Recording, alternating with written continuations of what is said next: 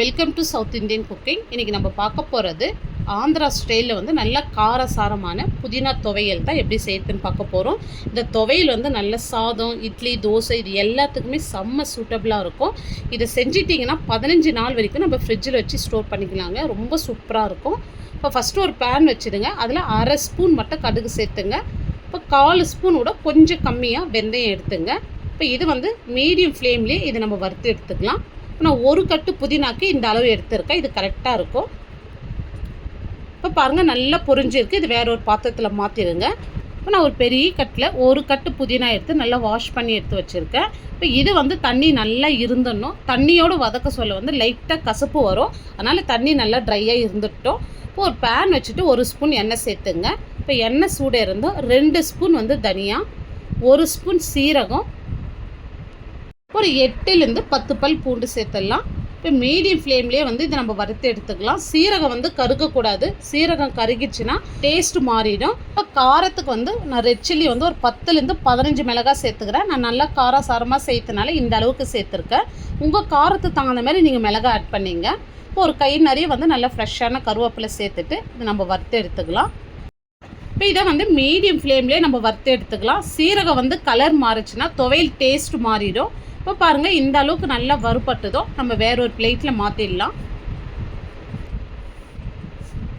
இப்போ அதே எண்ணெயில் வந்து நம்ம வாஷ் பண்ணி வச்ச புதினாவை சேர்த்துடலாம்.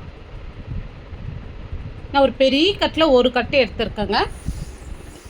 இப்போ எண்ணெய் எக்ஸ்ட்ரா எதுவுமே சேர்க்க வேணாம். அந்த எண்ணெயிலே வந்து நல்லா வதக்கி எடுத்துங்க. இப்போ பாருங்கள் இந்த அளவுக்கு வதங்கினா போதும். இப்போ இதையும் வேற ஒரு பிளேட்டில் மாற்றிடுங்க. இப்போ இது நல்லா ஆறட்டும். இப்போ பாருங்கள் இப்போ இந்த மிளகாலாம் நல்லா ஆறி இருக்குது. இது அப்படியே மிக்ஸி ஜாரில் சேர்த்துங்க.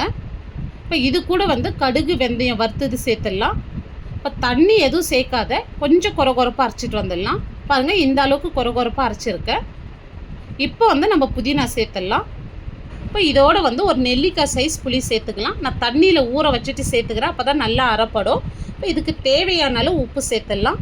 இப்போ தண்ணி வந்து நிறைய சேர்த்துறாதீங்க, கொஞ்சமாக சேர்த்து பாருங்கள். இந்த அளவுக்கு ரொம்ப நைஸாக இல்லை, ரொம்ப கொரகொரப்பாக இல்லை, இந்த அளவுக்கு அரைச்சிருக்கேன் பாருங்கள். இப்போ துவையல் வந்து சூப்பராக ரெடி பண்ணிட்டோம். இப்போ இந்த துவையல் வந்து அப்படியே சாப்பிட்றதுக்கு ரொம்ப சூப்பராக இருக்கும். இதை நான் ஸ்டோர் பண்ணி வைக்கிறதுனால இதுக்கு ஒரு தாளிப்பு கொடுத்துடலாம். இப்போ ஒரு பேனில் வந்து 1 ஸ்பூன் எண்ணெய் சேர்த்துங்க. இப்போ எண்ணெய் சூடே இருந்தோம் கொஞ்சமாக வந்து கடுகு சேர்த்துங்க. ஒரு 1/2 ஸ்பூன் உளுத்தம் பருப்பு, ஒரு 1/2 ஸ்பூன் கடலைப்பருப்பு சேர்த்துங்க. ஒரு 1/4 ஸ்பூன் சீரகம் சேர்த்துங்க. இப்போ பருப்பு கலர் வந்து லைட்டாக மாறி வரட்டும்.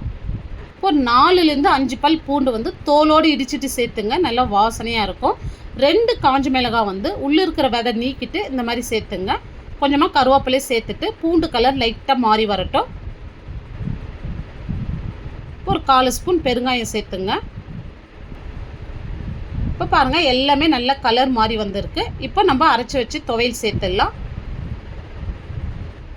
இப்போ துவையல் சேர்த்துட்டு ஒரு நிமிஷத்துக்கு மட்டும் இந்த ஆயிலே நல்லா கலந்து விட்டுங்க. இப்போ ரொம்ப சூப்பராக வந்து புதினா துவையல் ரெடி பண்ணிட்டோம். இது 10லேருந்து 15 நாள் வரைக்கும் நம்ம ஃப்ரிட்ஜில் ஸ்டோர் பண்ணிக்கலாம். இது நல்லா சூடான சாதம், இட்லி, தோசை, சப்பாத்தி எல்லாத்துக்கும் செம்ம காம்பினேஷனாக இருக்கும். இப்போ இந்த துவையிலே வந்து கொஞ்சமாக வந்து சாதம் சேர்த்துக்கலாம். இப்போ இந்த சட்டி சோறு வந்து எனக்கு ரொம்ப பிடிக்கும். யாருக்கெல்லாம் பிடிக்குன்றது கமெண்ட்ஸில் சொல்லுங்கள். இப்போ இந்த துவையிலோடு இந்த சாதம் சாப்பிட்றதுக்கு அவ்வளோ சூப்பராக இருந்துச்சுங்க. கண்டிப்பாக இந்த வீடியோ உங்களுக்கு பிடிச்சிருந்தா நீங்கள் ஒரு முறை செஞ்சு பாருங்கள். செஞ்சு பார்த்துட்டு எப்படி வந்ததுன்னு உங்களுடைய ஃபீட்பேக்கை கமெண்ட்ஸில் சொல்லுங்கள். லைக் பண்ணுங்கள், ஷேர் பண்ணுங்கள். நம்ம சவுத் இந்தியன் குக்கிங் சேனலை ஃபஸ்ட் டைம் பார்க்குறீங்கன்னா சப்ஸ்கிரைப் பண்ணிவிட்டு அப்படியே ஆல் என்ற ஆப்ஷனையும் கிளிக் பண்ணிவிடுங்க. தேங்க்ஸ் ஃபார் வாட்சிங்.